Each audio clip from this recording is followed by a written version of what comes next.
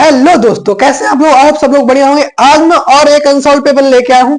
एक ये unsolved paper एक नहीं, ये 7 अनसॉल्व पेपर हैं। सातों अनसॉल्व पेपर आपको इस वीडियो में मिलने वाले हैं। जितने भी 2025 में अतुलघु उत्तरीय आए थे, अतुलघु उत्तरीय जितने आए थे एक नंबर वाले, वो सब में जितने भी 7 सेट में थे, नहीं 2025 में 7 सेट थे, 7 सेट में जितने भी अतुलघु क्वेश्चन थे वो मैं सब कराने वाला हूँ। ये पार्ट 1 है। जो पार्ट 2 होगा उसमें क्या होगा, उसमें 2024 के सभी इंपोर्टेंट क्वेश्चन होंगे, मतलब जितने भी अतुलघु उत्तरीय आए होंगे वो सब मैं कराने वाला हूँ। तो आज के वीडियो में देखने वाले हैं जो 2025 में जितने भी अतिलघु उत्तरीय आए थे उसी वो सब मैं कराने वाला हूँ। अगर आपने 2025 और 24 के अगर बहुविकल्पी नहीं देखे, जो एमसीक्यू क्वेश्चन थे वो नहीं देखे, पीवाईक्यू नहीं देखे, तो आपके लिए उस वीडियो का लिंक आपको डिस्क्रिप्शन में मिल जाएगा। उसको भी आप अच्छे से देख लें, वो भी इंपोर्टेंट है। उसमें कई क्वेश्चन है जो हर साल रिपीट हो रही है, हर सेट में रिपीट हो रहे थे। तो इसी प्रकार से हम स्टार्ट करते हैं ये वाली वीडियो। और ये इसके 2 भाग होने वाले हैं। पहले भाग में हम पढ़ाने वाले हैं 2025 वाले, और दूसरे में कवर करेंगे 2024 में आए थे वो क्वेश्चन कवर करने वाले हैं। इसमें सभी अति लघु उत्तरीय क्वेश्चन आएंगे, 1 नंबर में आते हैं हर साल। ये मैं कराने वाला हूं, तो बने रहे मेरे साथ और देखते हैं कैसे कैसे क्वेश्चन आए हैं। तो शुरू करते हैं। पहला क्वेश्चन है सेट 1 से 2025 में आया था, 348 केजी है ये वाला सेट था। ये वाला 2025 में आया था, उसके हम क्वेश्चन करने वाले हैं, अतिलघु उत्तरीय वाले। जितने भी अतिलघु क्वेश्चन है वो हम करने वाले हैं। पहला क्वेश्चन इसमें दिया हुआ अंडोत्सर्ग किसे कहते हैं, यानी इसमें पूछा गया अंडोत्सर्ग होता है वो क्या होता है। आपको पता है अंडोत्सर्ग क्या होता है?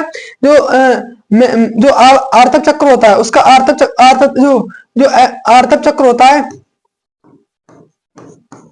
जो आर्तक चक्र होता है उसके 14वें दिन, यानी अगर 28 दिन का आर्तक चक्र है, 28 से 29 दिन का आर्तक चक्र है, तो क्या 14वें दिन क्या होता है? अंडोत्सर्ग होता है। तो ये पूछा गया कि अंडोत्सर्ग क्या होता है, वो पूछा गया है। तो इसमें क्या है, एक परपक्व पुटक अंडाणु जो ओवम होता है के मोचित होने की प्रक्रिया को कहते हैं अंडोत्सर्ग कहते हैं, यानी ओवुलेशन किसे कहते हैं?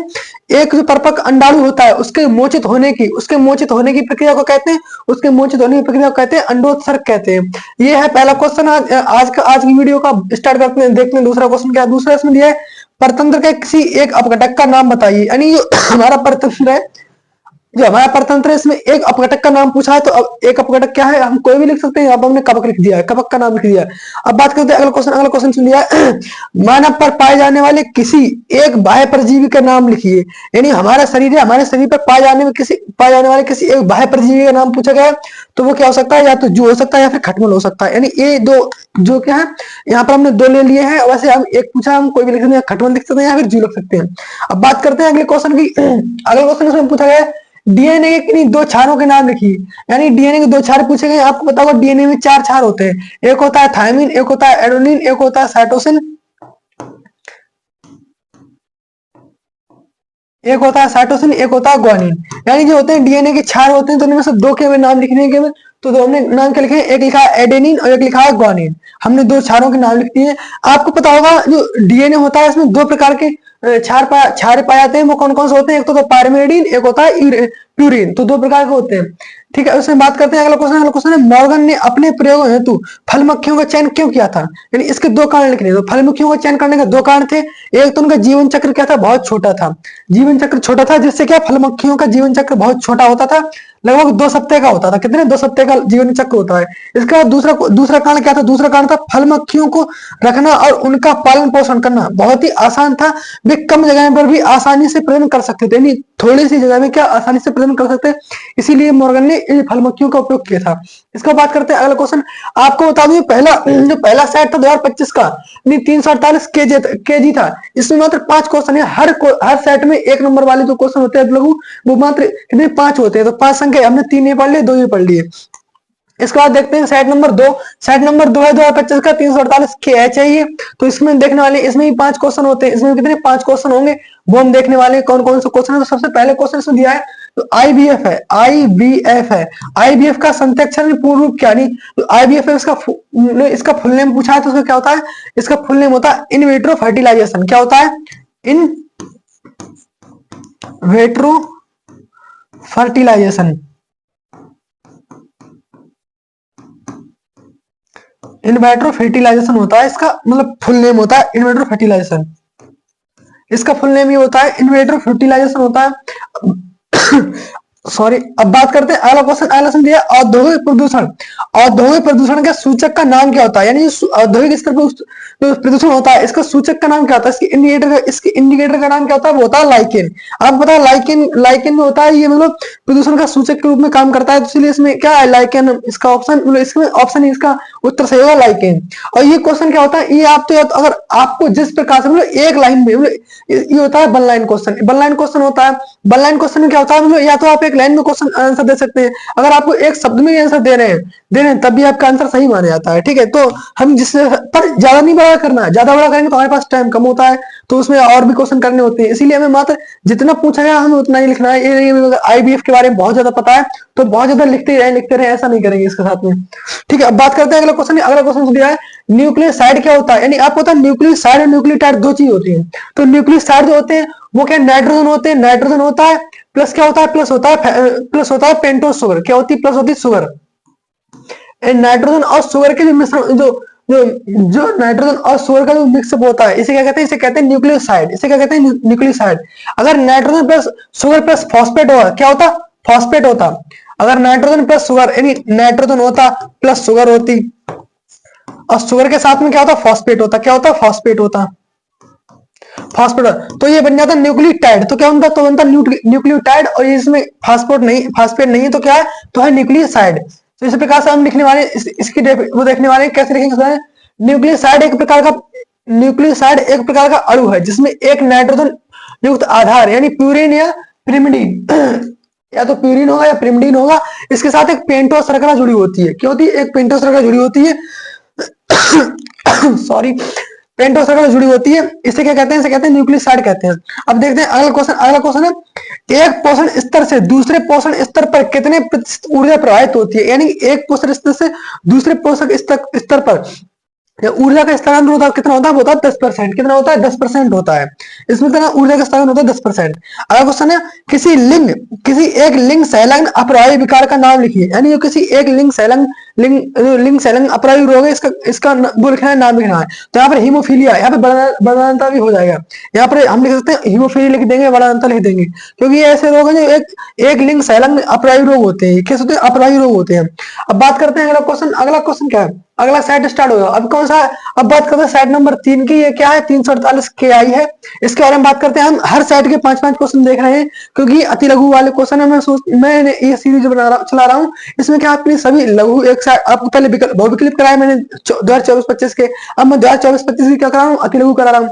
इसके बाद मैं लघु कराऊंगा, उसके बाद दीर्घ क्वेश्चन कराऊंगा। इस हिसाब से हमारे 2 ईयर के 2024 के हमारे 2 ईयर के मतलब 2 ईयर के क्या पीवाई की मतलब 2024 और 2025 के क्या हो जाएंगे हमारे?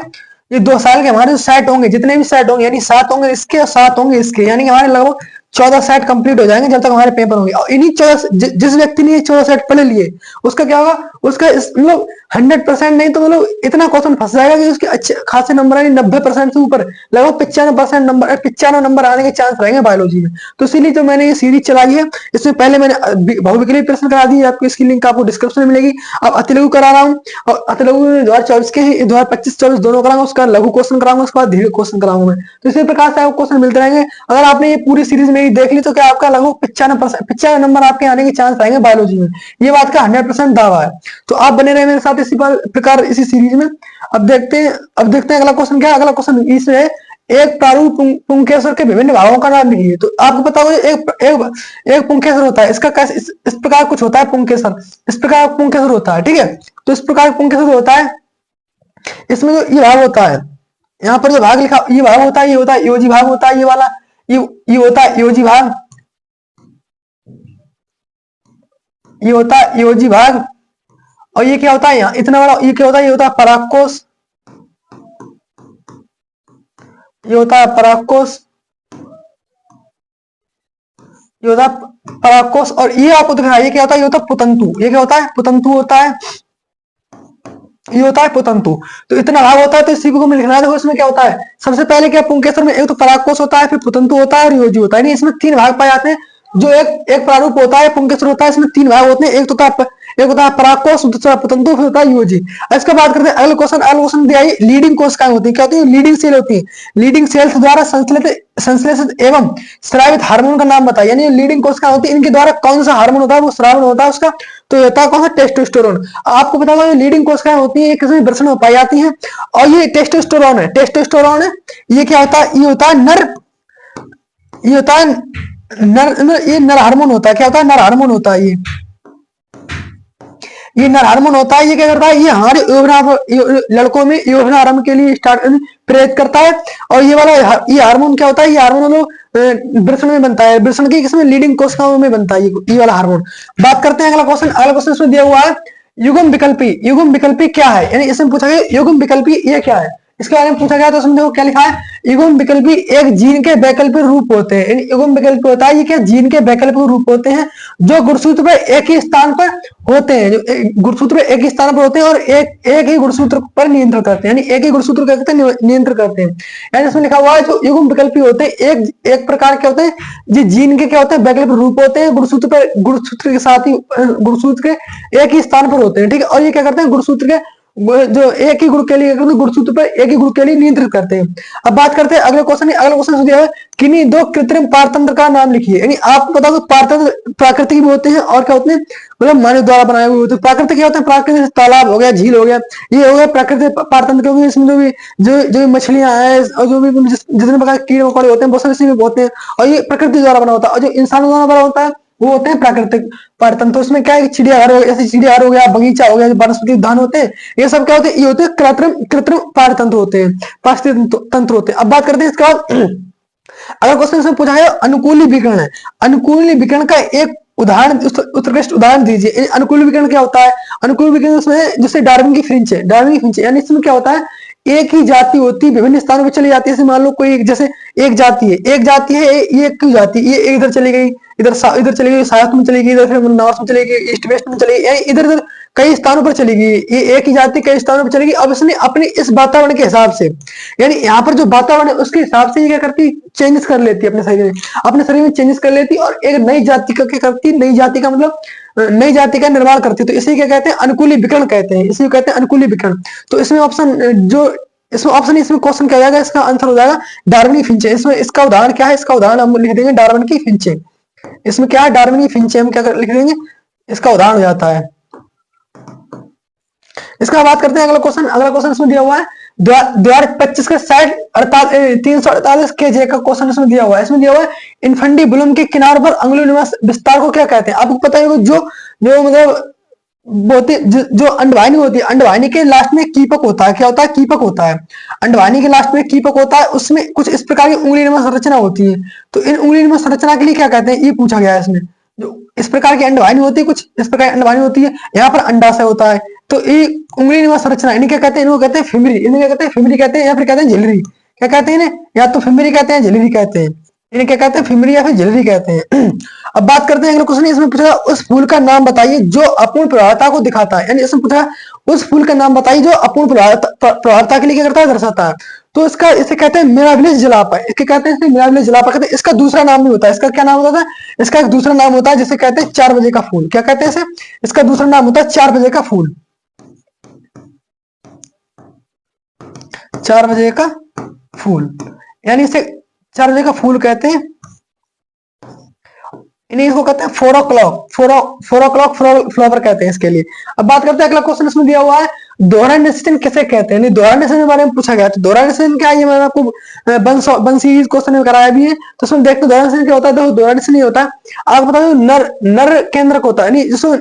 जैसे आपको बताओ पराकण होता है, पराकण में 2 केंद्रक पाए जाते हैं। एक होता है एक होता है मतलब 2 केंद्रक होते हैं, ठीक है। 2 केंद्रक होते हैं, 2 नर केंद्रक होते हैं। अब 2 नर केंद्रक क्या करते हैं? जो भ्रूणकोश होता है, भ्रूणकोश इस प्रकार का होता है, कुछ भ्रूणकोश इस प्रकार का होता है। भ्रूणकोश ये द्वितीय केंद्रक होता है, ये होता है, ये प्रथम कोशिका होती है, ये होती है सहायक कोशिकाएं, और ये 2 होती है सहायक कोशिका, और ये होती है अंडाणु कोशिका, ये होती है अंड कोशिका।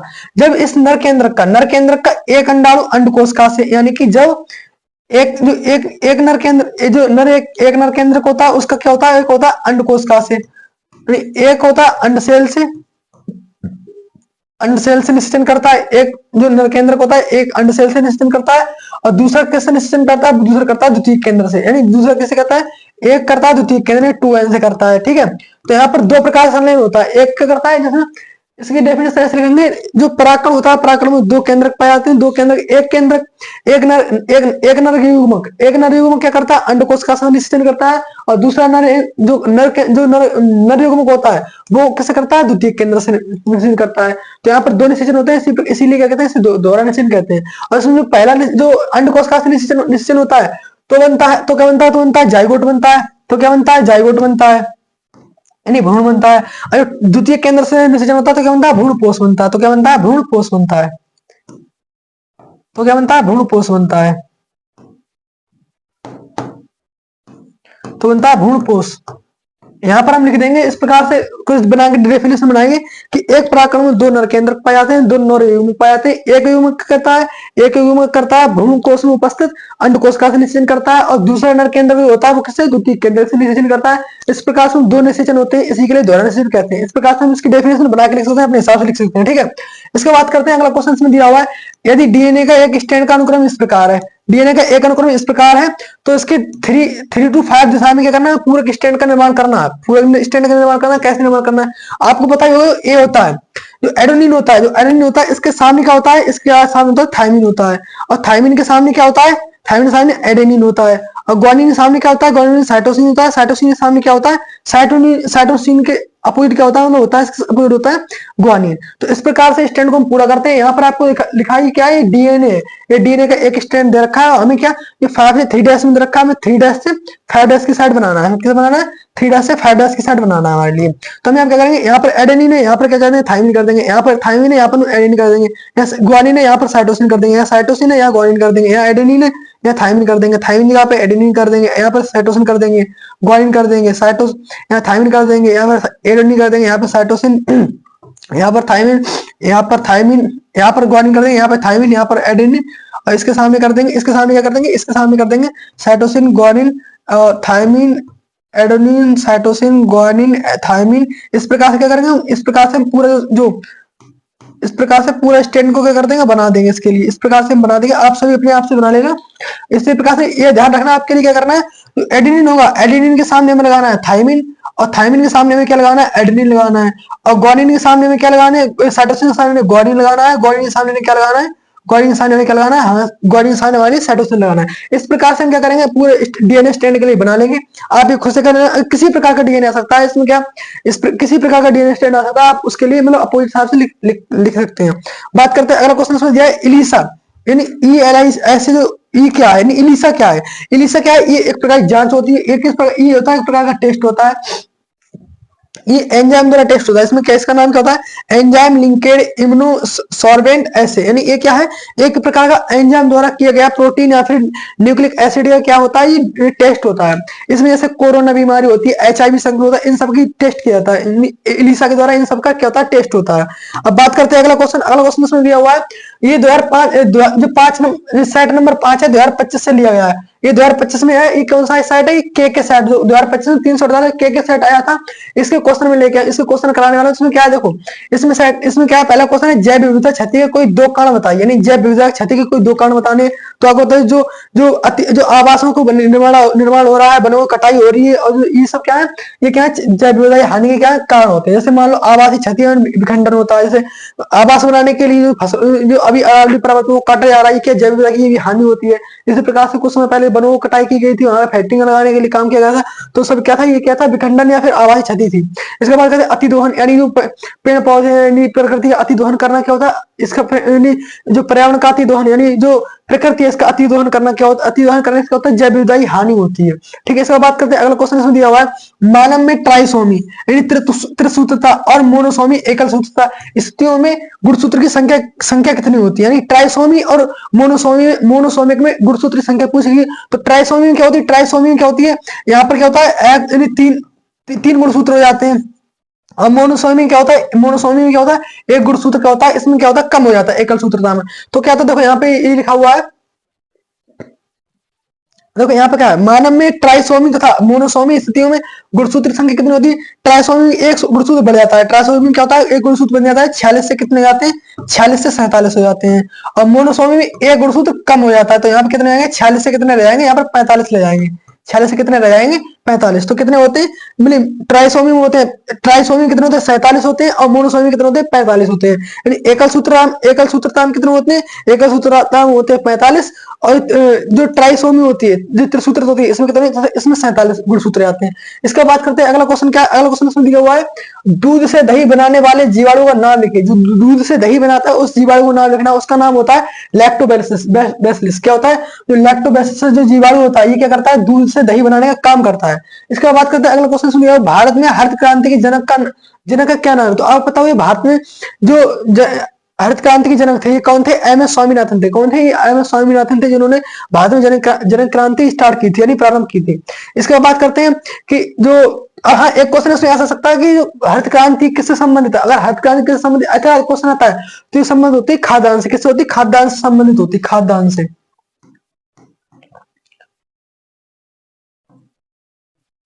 ये खाद्यान्न से संबंधित होती है। ये किस संबंध, खाद्यान्न से संबंधित होती है। इसके बाद बात करते हैं, अगला क्वेश्चन इसमें, अगर इसमें क्या दिया, किस्म दिया हुआ है, जीवाणु कोशिका में केंद्रक किस प्रकार का पाया जाता है? आप बताओ, जीवाणु कोशिका होती है, तो जीवाणु कोशिका होती है, इसमें किस प्रकार का केंद्र पाया जाता है? आपने 11th क्लास में पढ़ा होगा, यूकैरियोटिक और प्यूकैरियोटिक, दो प्रकार की कोशिका होती है, एक तो होती है यूकैरियोटिक, एक होती है यूकैरियोटिक, और एक कैसे होती है, एक होती है प्रोकैरियोटिक।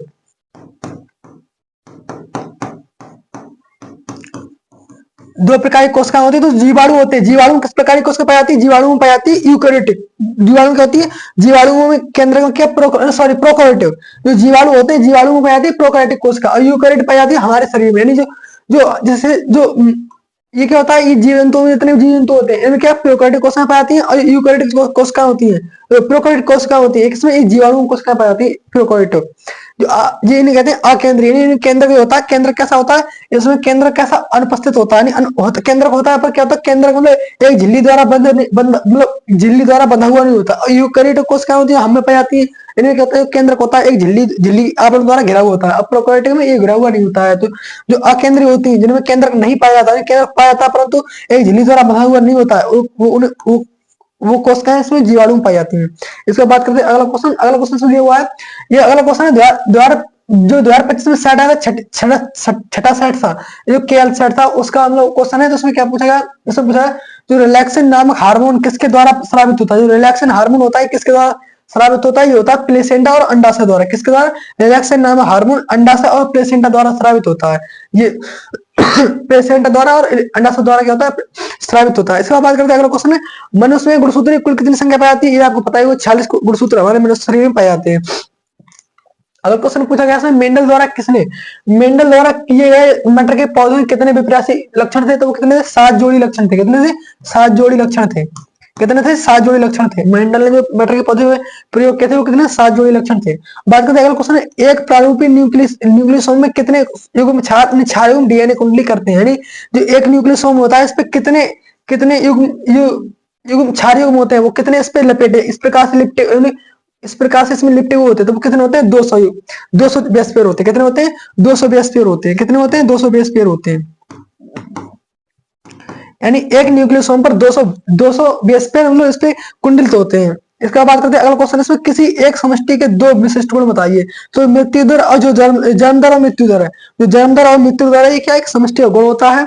इस प्रकार से अगला क्वेश्चन देखते हैं। अगला क्वेश्चन है, जो द्वार 25 का लास्ट साइट है, ये वाला, ये द्वार 25 का लास्ट साइट है, साइट नंबर 7 है, ये तो केएम था ये वाला। अब देखते हैं, पहला क्वेश्चन क्या है, लीडिंग कोशिकाओं का कार्य क्या है? तो लीडिंग कोशिकाओं का कार्य पूछा गया, तो लीडिंग कोशिकाओं का कार्य क्या था? मुख्य कार्य है कि एंड्रोजन का स्राव करती हैं। यह एक क्या पूरा सेक्स हार्मोन है। जो लीडिंग कोशिकाएं होती हैं, मतलब एंड्रोजन का स्राव करती हैं, एंड्रोजन का स्राव करती हैं। आपको पिछले क्वेश्चन में पढ़ा भी था, पिछले सेट में पढ़ा था, जो जो टेस्टोस्टेरोन हार्मोन है, वो क्या इन्हीं लीडिंग सेल्स द्वारा स्राव किया था, जो क्या होता है? पूरा सेक्स हार्मोन होता है। इसके बाद अगला क्वेश्चन सुन दिया हुआ है, कोकेन कोका किस पौधे से प्राप्त होता है? कोकेन कोका होता है, जो एक ये क्या होता है, ये होता है मतलब जो नशीला पदार्थ होता है कोकेन, कोका, ये किस पौधे से प्राप्त होता है? ये होता है कोकेन, कोकीन की पत्तियों से प्राप्त होता है। किस होता है? कोकीन जो पत्तियां होती हैं उनसे प्राप्त होता है कोकीन, कोका। ये क्या होता है? ये होता है मतलब एक वो होता है ना, नशीला पदार्थ होता है। ये कैसा नशीला पदार्थ होता है? कोकीन, कोका, ये कोकीन पत्तियों द्वारा प्राप्त होता है। अगर क्वेश्चन सुन दिया हुआ अनुवांशिकता की इकाई क्या है, तो आप सभी पता ही होगा अनुवांशिकता की इकाई है, ये क्या है? ये होती है जीन। तो अनुवांशिकता की इकाई होती है, ये होती है जीन। अब देखते हैं इसके बाद लास्ट अगला क्वेश्चन क्या है। अगला क्वेश्चन दिया हुआ है डीएनए का द्विकुंडल जो मॉडल था किसने दिया था? डीएनए का जो द्विकुंडल मॉडल था ये किसने दिया था? ये दिया था जेम्स वाटसन ने और फ्रांसिस क्रिक ने। यानी वाटसन, क्रिक ने किया था। दोनों ने सम्मिलित रूप से इस डीएनए का जो इस प्रकार का स्ट्रक्चर था, इस प्रकार का स्ट्रक्चर था, इसका इसका इसे किसने दिया था? ये दिया था वाटसन और क्रिक ने। इन दोनों ने सम्मिलित रूप से इसका मॉडल दिया था। उसके बाद करते हैं अगला क्वेश्चन। ये अगला क्वेश्चन क्या है? ये द्वार इस वीडियो का लास्ट क्वेश्चन है। मधुमक्खी के किस रूप में अनिषेचित अंड होता है, विकसित होता है? नहीं, जो इसमें कह रहे हैं जो अनिषेचित अंडा होता है, जो मधुमक्खी के जब निषेचन होता है, जब फर्टिलाइजेशन होता है, तो उस समय जो अनिषेचित रहता है, अनफर्टाइल जो अंडा होता है, जो अनफर्टाइल अंडा होता है, वो किस रूप में चेंज हो जाता है? ये पूछ रहे किस रूप में चेंज होता है? तो वो होता है नर रूप में। नहीं, ये अंडा होता है नर रूप में, ये ड्रोन कहलाता है। ड्रोन के रूप में क्या होता है? मतलब परिवर्तित हो जाता है, ये विकसित हो जाता है। इसके बाद क्या है? इसके बाद कोई क्वेश्चन नहीं है, बस इतने ही क्वेश्चन थे। आपको ये क्वेश्चन कैसे लगे? आपने ये पूरी सीरीज अगर देख ली, मैं पहले आपको करा रहा हूँ, मैं पहले आपके लिए क्या करा रहा हूँ, पहले आपके लिए 2025 और 24 के बहु क्लिप करा रहा हूँ, उसके बाद में अति लघु, उसके बाद लघु, ये सब कराने वाला हूँ। आपको हर वीडियो अलग अलग मिलने वाली है। तो हमारे चैनल को सब्सक्राइब करें, वीडियो को लाइक करें। अगर आपको ये वीडियो थोड़ी सी हेल्पफुल लगी हो तो हमारे चैनल को जरूर से जरूर सब्सक्राइब कर लें। और आने वाली वीडियो आपके लिए वो भी सब इसी चैनल पे मिलने वाली है। और उसमें क्या हो, सभी जितने लघु क्वेश्चन और अति लघु क्वेश्चन होंगे वो अपने अति लघु तो मैंने करा दिया। अगला जो अगली वाली वीडियो पार्ट 2 आएगा वो क्या हो, उसमें 2024 के अति लघु आएंगे। उसके बाद अगली वीडियो आएगी वो लघु उत्तरी आएगी, लघु उत्तरी प्रश्न की आएगी। बस इतनी वीडियो थी। अगर आपको अच्छे हो तो हमारे चैनल को सब्सक्राइब करें। जय हिंद, मिलते हैं नेक्स्ट वीडियो में।